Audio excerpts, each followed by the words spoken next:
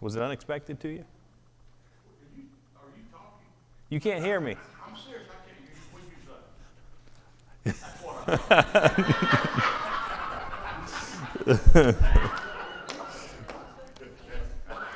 I said it's unexpectedly windy out there today. Oh, it was. Yeah, you know. We're talking about, that's a great segue into what we're talking about. Not at all.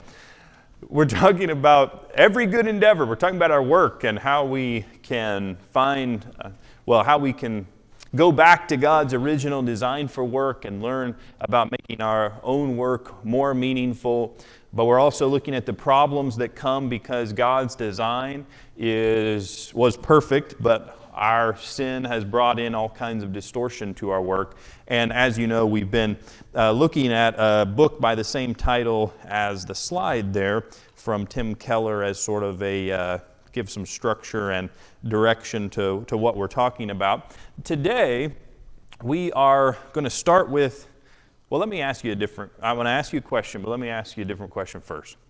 Do you know what the tallest building in the world is?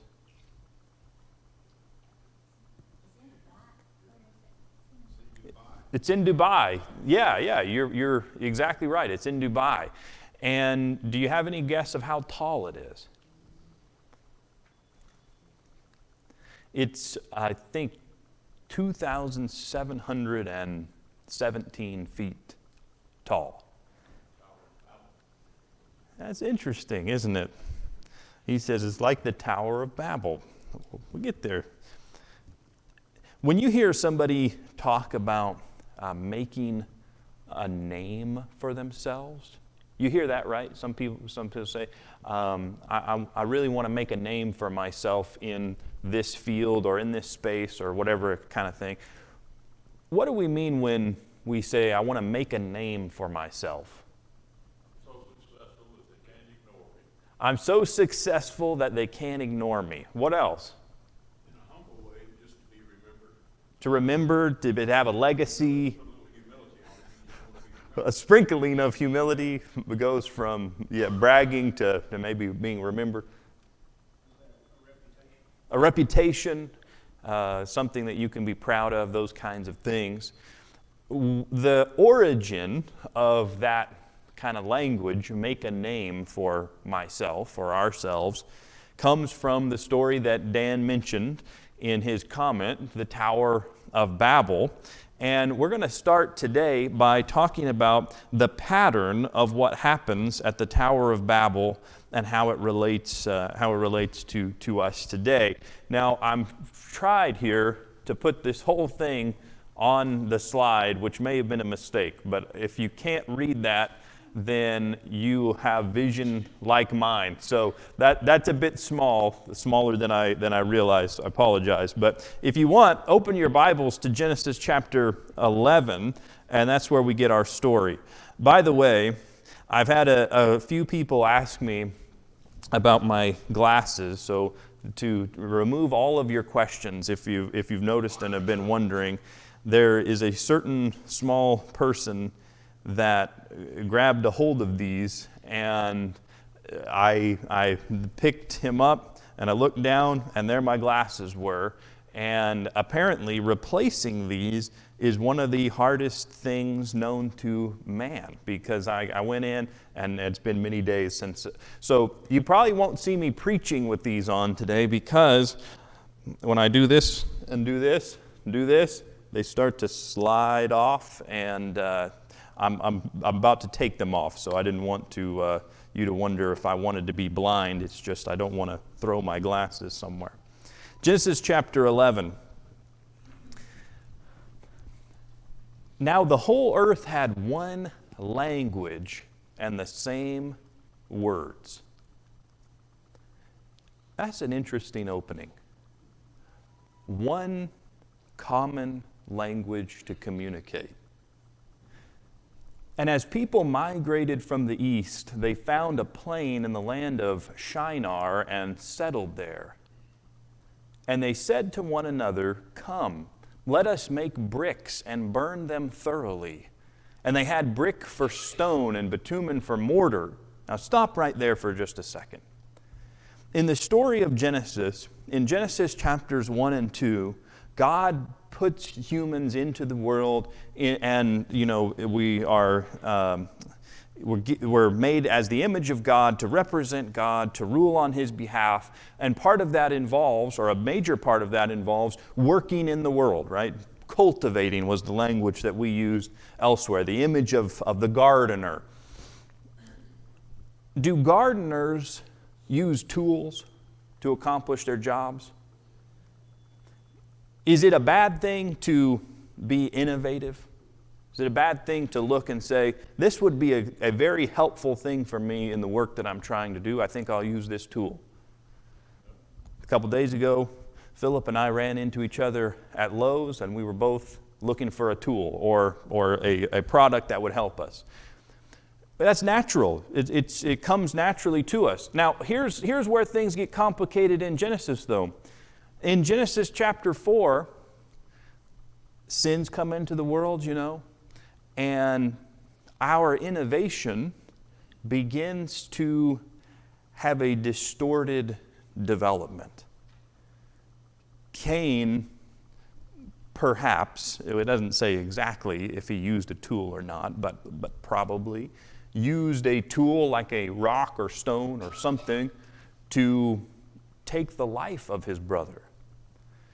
Cain's ancestor, or lineage, I should say, involves someone who is the first maker of metal instruments, including probably things like swords and spears and so forth and so on. So in chapter 4, there's this violent thrust of our technological development. And here, someone's made a discovery. Someone's made an innovation. There's new technology to be found. We can make bricks now. So we've got the bricks, we've got the mortar, we have what we need to do something that hasn't been done before. We can build the biggest tower that there has ever been. That's what they're going to say, right?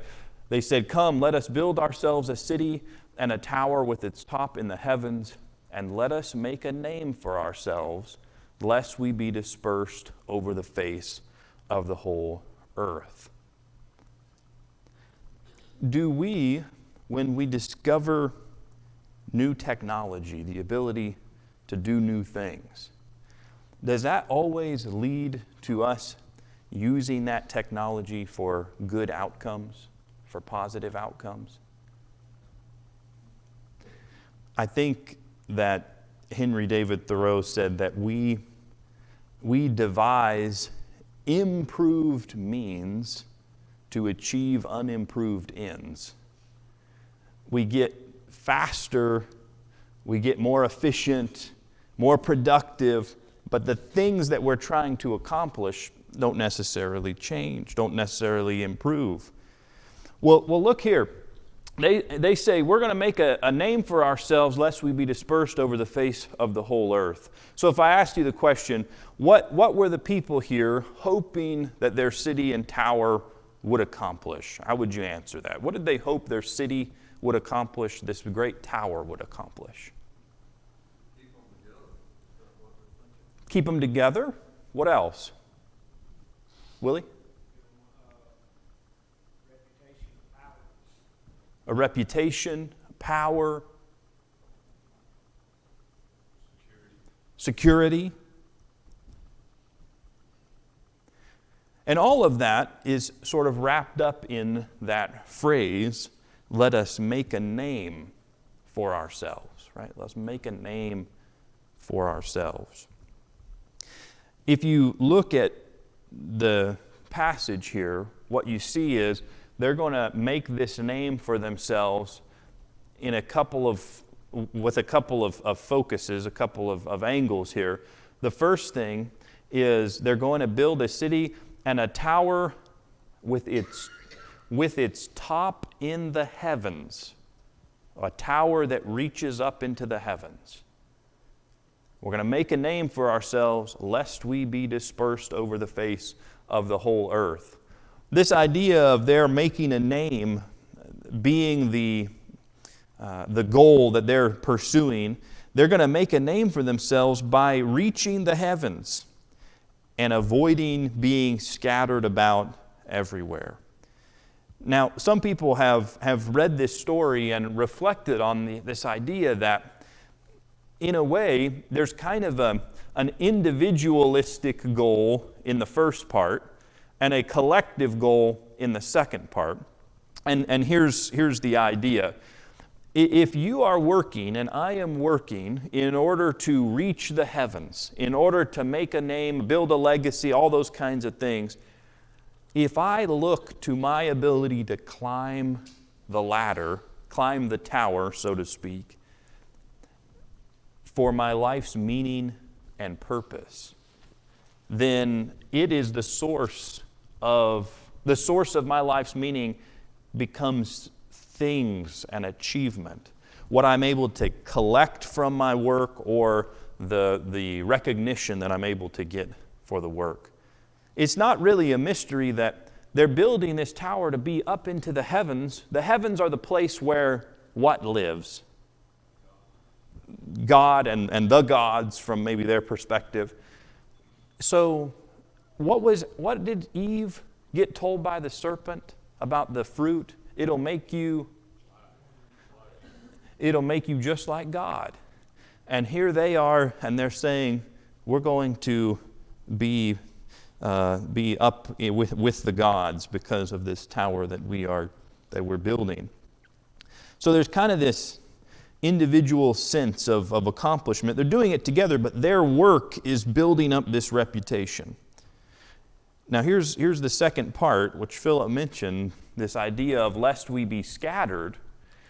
If you're looking to work as a way of uniting a group or a people or community, whatever it is, if you're looking to be united for the purposes of power and security, maybe we could add, and wealth, then your life's meaning is ultimately going to be being part of the group, being part of the people, the community.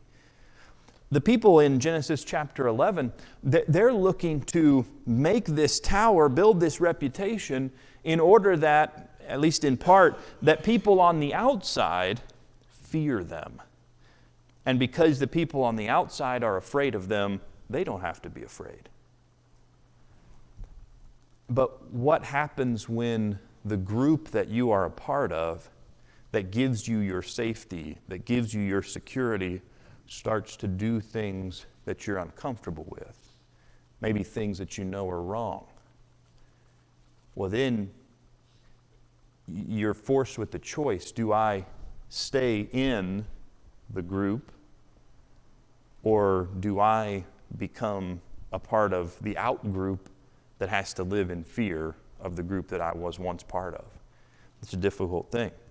In both cases, you're looking at what you're accomplishing and the people that you're accomplishing it with to give you that sense of identity, of meaning, of security, all of those things. Here's the way that Keller phrases it. He says, we either get our name, our defining essence, security, worth, and uniqueness from what God has done for us and in us, or we make a name through what we can do ourselves. There's a lot there. What happens to the people in Babel as a result of this decision that they make? Let us make a name for ourselves. Do you remember how God responds?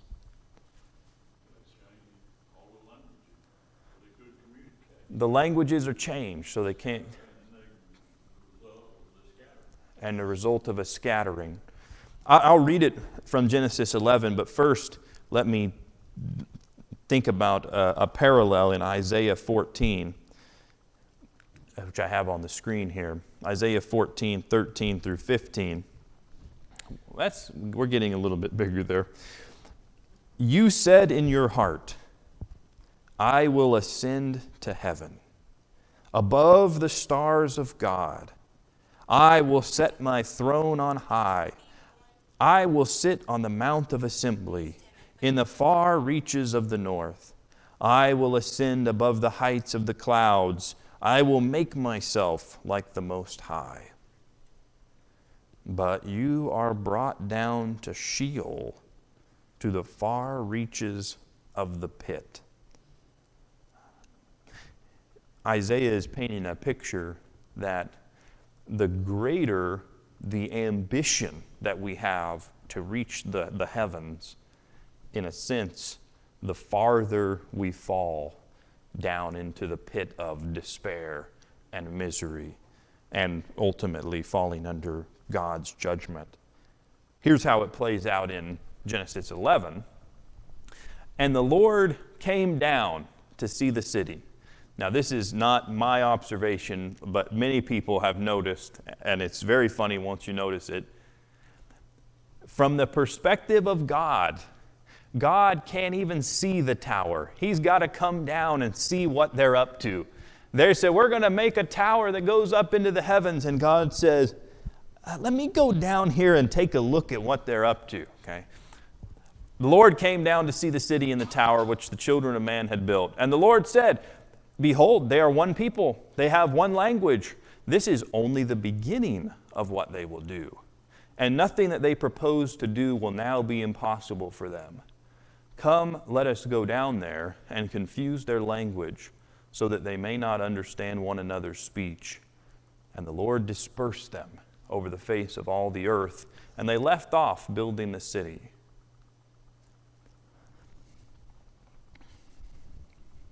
Nothing that they set their mind to do is going to be impossible for them. Is God afraid of what they might accomplish? Say more about that. He's afraid for us. That we would do such things. He's protecting us. It would seem, he uses language to do that now. There's nothing to be impossible. And so he's putting the kibosh to that. Yeah. Saying, hold on, Slow down. Slow down. God can't even see the tower from his perspective. It's not a threat to him, but he realizes that, or he knows that from our perspective, we're going to think we can accomplish anything, and we're going to work as hard as we can together to accomplish those things. But the problem is the ends that we're laboring for, that we're trying to reach, they're going to actually be destructive to us. And so God is putting a limit to that. Again, we go back to the Genesis 2 story and 3 story, and Adam and Eve, they take from the fruit of the tree of the knowledge of good and evil. They eat the fruit. And do you remember why God kicks them out of the garden, so to speak? He clothes them first, which is an amazing act of grace, but he sends them out. And there's a word there that's used, lest. I'm sending you out lest you do something. Lest they eat from the tree of life and never die, basically, and live forever. Well, that's an interesting reason. Why would it be that God would not want Adam and Eve to eat of that tree of life?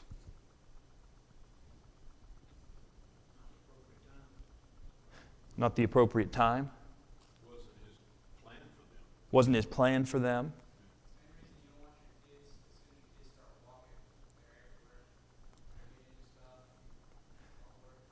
Yeah, we try to tell Caleb when he starts to try to get up on his knees, lay back down. No, not really, but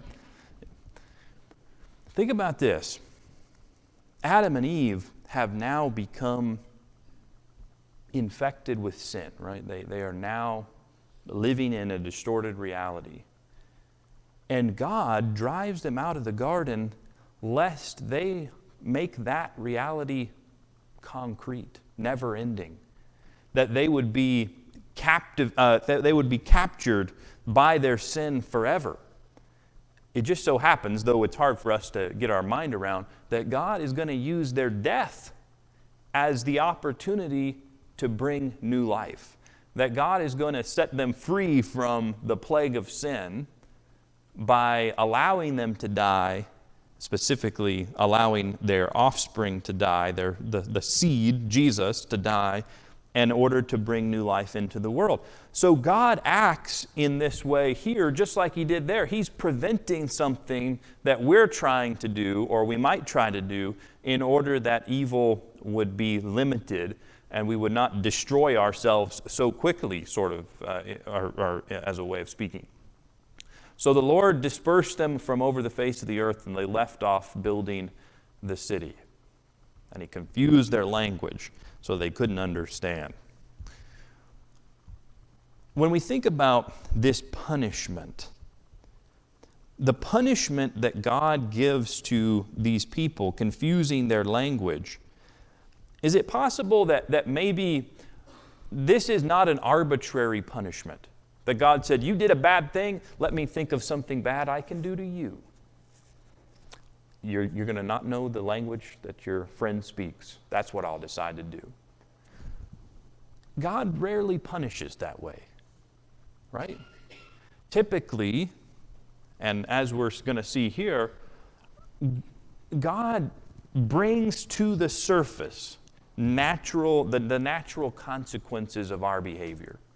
We saw that, right? A couple weeks ago, we were talking about Genesis 3 and Adam and Eve, and the natural consequences that were going to come because their sin alienated them from each other and from the world. All of a sudden, there's relational strife. All of a sudden, there's thorns and thistles in the world that are going to have to be overcome, and sweat and so forth. So God's punishment for these people, maybe it's not arbitrary, confusing the languages. Maybe it's not even just functional. I don't want you to be able to accomplish this anymore. But maybe this is where they were headed if they sought this project out. Think about it this way. If you're working in order to reach the heavens, you're working to build your self-identity. Everything you do ultimately tells you who you are as a person. Is that a road to relational closeness or a road to separation from other people? And why is that? Well, to me, whatever talents you have and whatever, how big, if the motivation to get there is, for me, then it doesn't matter what it is. It's not glorify God with whatever I've got. It's not for that. Then to me, it's in vain. I don't care how high you get. Sure. And if you think about it, if what I do is ultimately for me, what I get out of it, then people are kind of reduced to being either threats to me getting what I want or objects, things I can use to get what I want. But I'm not able to have nearness to them. Well, this is what's lost in the punishment, right? If I work for my self-identity, it leads to isolation, and what happens to them? They have confused language. They're scattered. They're no longer able to be close to each other. It's like God saying, this is what's going to happen if you keep going down this road. Now think about it from the other angle. Making a name lest we be scattered. Strength in the group, security of being together. We've already hinted at this, but if my identity comes from belonging in the group, well, let's think about two ways things can happen. If my identity is about me belonging into the group, I'm never able to really be totally free. And think about that for a second. If my security, my wealth, my power, all those things come from me being part of this one group, then I kind of have to do what the group says we're going to do. And if I don't, I'm going to have to risk losing my place of security and safety and wealth, and on and on and on it goes. So if my identity comes from the group, it's an incredible pressure for conformity. Lose your freedom, lose your personal thought. You do what the group tells you to do. That can happen. But do groups of any kind, do groups, looking back in history, looking out in the modern world today, do groups have a really good track record for staying unified, staying together?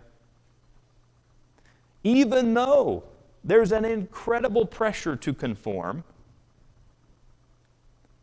fragmentation happens all the time amongst groups. And it doesn't matter if you're talking about a group organized around something as trivial as a sports team, or if you're talking about a political party, whatever you're talking about. All of a sudden you see all these subgroups forming, because if I can just get control, our little subgroup can be on top, then we can set the terms for how everybody else stays in here, you know. And there's jockeying and fragmentation, again, isolation. Whether you're being forced to conform or you're fragmenting and struggling for power, we are not unified together if what we do is about making our group great, or it's about making our own name great. And if you think about words that come to mind for this kind of experience, you think about words like suspicion. We become suspicious of each other. What are you up to? I don't know if I can trust you. Confusion. I don't understand you. What are you saying? You know, what do you really mean? We have trouble communicating, and we share the same language. Division, alienation. If you're looking to work for meaning and security, if I'm looking at my work for meaning and security, then work is becoming the Tower of Babel for me. It's what I'm building, what you're building.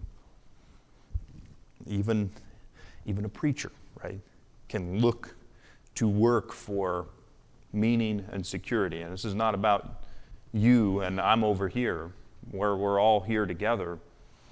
And we have to look at our work and we have to ask the question, who owns who here? Because if I'm doing something that if it doesn't work out, my entire identity is going to come crumbling down. Or if I'm doing this because if this group isn't sustained, I can't feel safe or secure, then who really owns who? The tower really owns me, right? I don't own it. It gets to set the terms for me having a meaningful life. And that question, who owns who, becomes such a central one. Now, this is going to be maybe a slightly jarring turn to our conversation, but just because we're leaving Genesis. But I want you to think about, and Keller brings this out, I want you to think about a person who had to ask that question, who owns who? Had to wrestle with the relationship between position and duty or obligation, between doing what was right and doing what was safe. You know how the story of Esther goes, I think. If you don't, it's well worth reading in its entirety. It's maybe one of the best pieces of literature that's ever been written. But you remember the story of Esther. Somebody tell me, how did Esther become queen? How did Esther become queen of Persia? Do you remember? Well, Wasn't it a combination of her uncle Mordecai and Haman and all of that? if you were, in a sense, yes. The story begins with King Artaxerxes having displeasure in his current wife, current queen, I should say, because she was very bold. She spoke her mind. He wanted her to do some things that were very not just morally questionable, things that were wrong. And she said, I'm not going to do it. And he said, well, you're gone, you know. So he sets out to find a new queen. The people go out to try to find, you know, these beautiful women to present to the king, and they find Esther. They take Esther, and Esther is you know, part of this group of women that are trying to make themselves as beautiful as they possibly can in order to win the king's favor. That's where the story begins to take some difficult ethical turns, isn't it? Is Esther forthcoming about her ethnicity? That she's Jewish? Does anyone in this harem know that she's Jewish? Apparently not.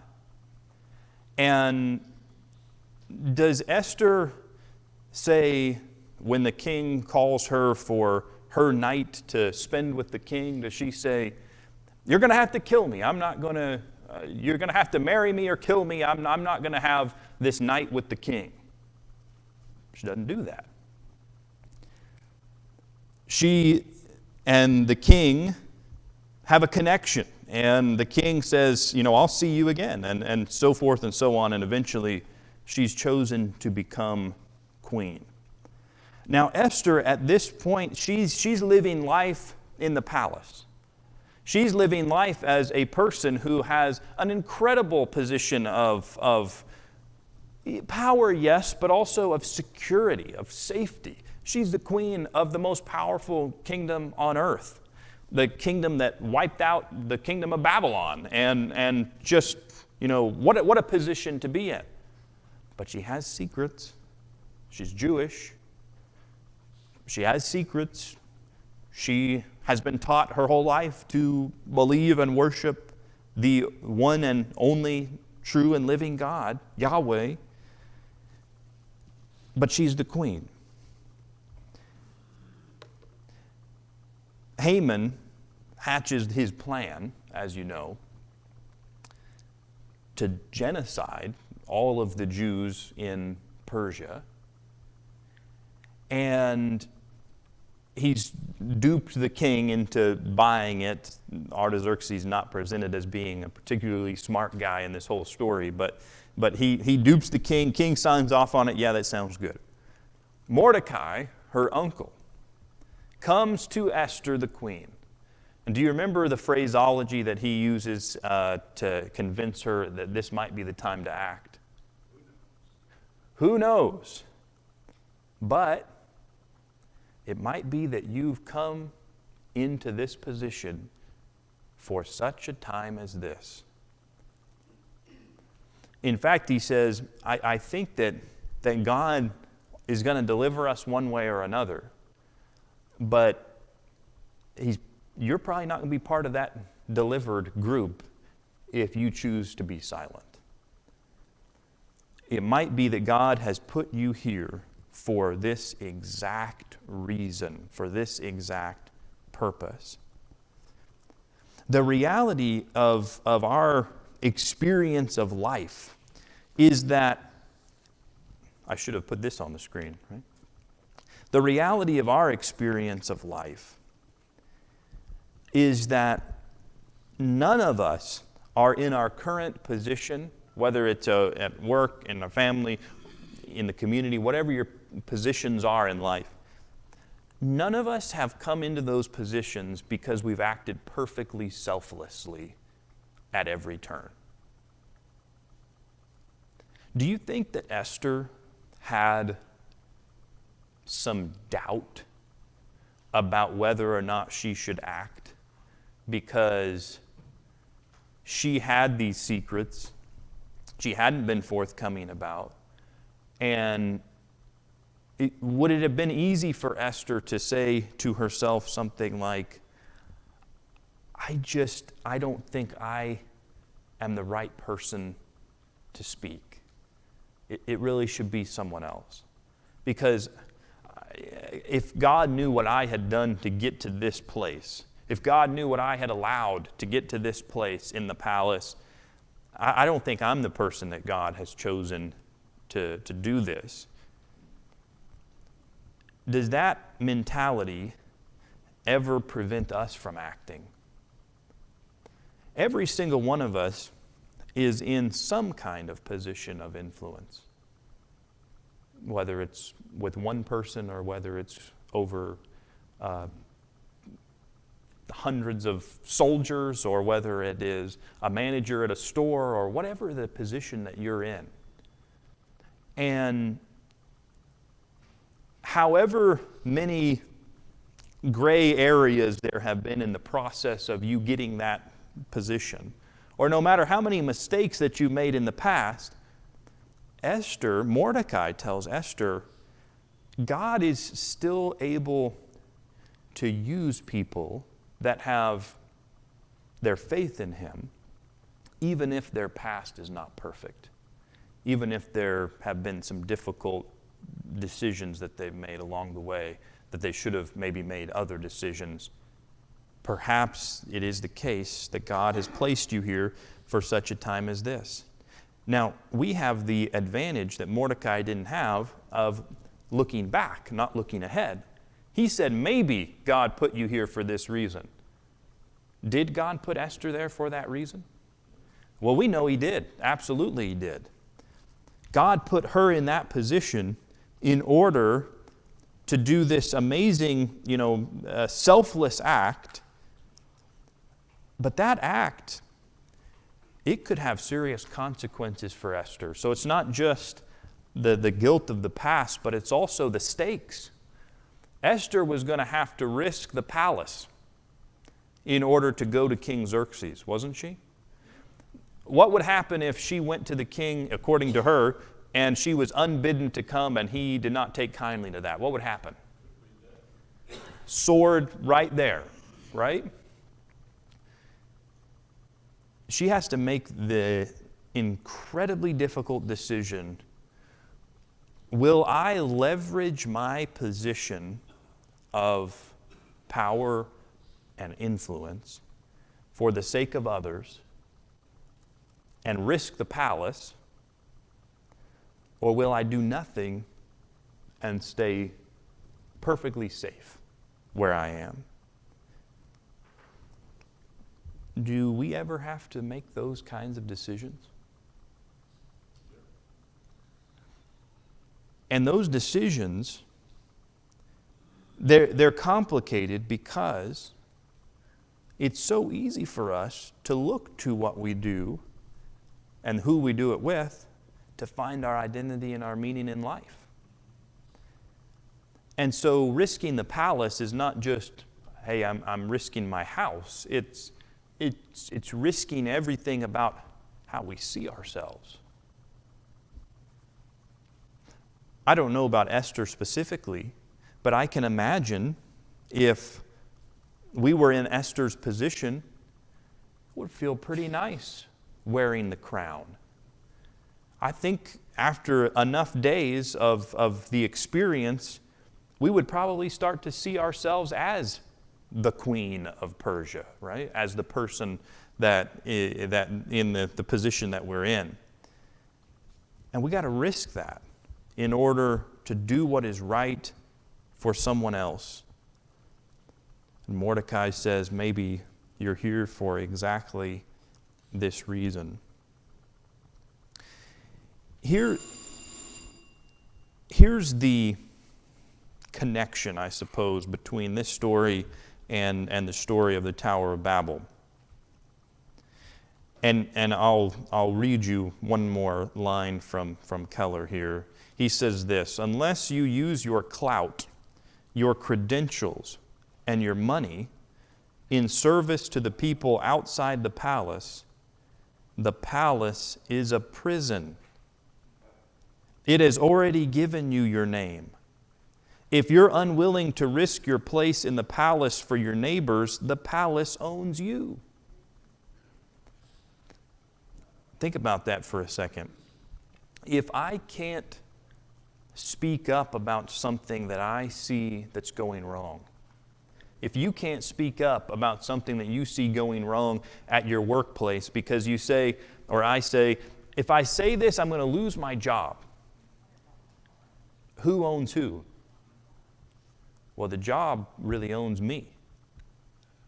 Right? And Esther's going to have to make this choice whether or not the palace is a position that can be leveraged for the good of others, or whether the palace is going to be her prison. Where as long as she doesn't step out of line, as long as she doesn't try to live out her values, then she can live there comfortably as long as she'd like. That's a very hard thing. Jesus said in Luke chapter 12, verse 48, "From everyone who has been given much, much will be required." Sometimes we count up our blessings. We sing songs about that, don't we? Count your many blessings. And counting our blessings is a wonderful act of gratitude, to realize the things that God has blessed us with, the people in our life, the jobs, whatever the things are in our life that we say, these are the blessings that I can count. But you read Esther, and Esther forces us to ask that question. That list of blessings is also a list of responsibility. It's a list of asking, based on being given this in life, am I going to use what I have in the ways that I can to help other people? Or is my list of blessings going to become my prison? Because I can't bear to lose any of them.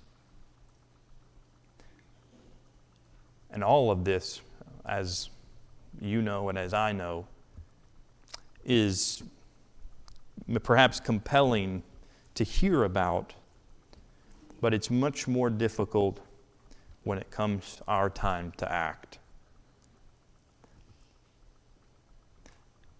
Perhaps what we need is a fresh look at Jesus. Because Jesus did for us far more than what Esther did for her people, but he did it in the same way she did it. Esther was able to save her people because she was not ashamed to be numbered among them, to be part of that group, to say, I really do, but my lot is really cast with them. I'm part of that community. But because she was willing to identify with them and she had a position of power and influence and status, she was actually able to kind of be a mediator between, she said to the king, come over for dinner, I'd like to invite you to a dinner where we'll have a conversation about what I want to talk to.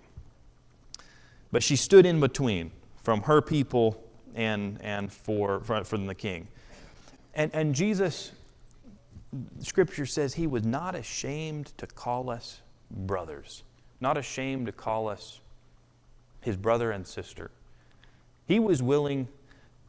Jesus was willing to risk the ultimate palace in order to leverage his position as the Son of God to help those who could not help themselves. And when I see that that's what Jesus has done for me, I'm not going to be perfect, but I can stop looking to my work as my source of my identity, looking to my group as my source of security and safety. I can actually look at Jesus, what Jesus has done for me as my identity, and despite all the doubts I might have, begin to take opportunities to use my place to work on behalf of other people. And that's the time that we have for today. Look forward to picking up again next week.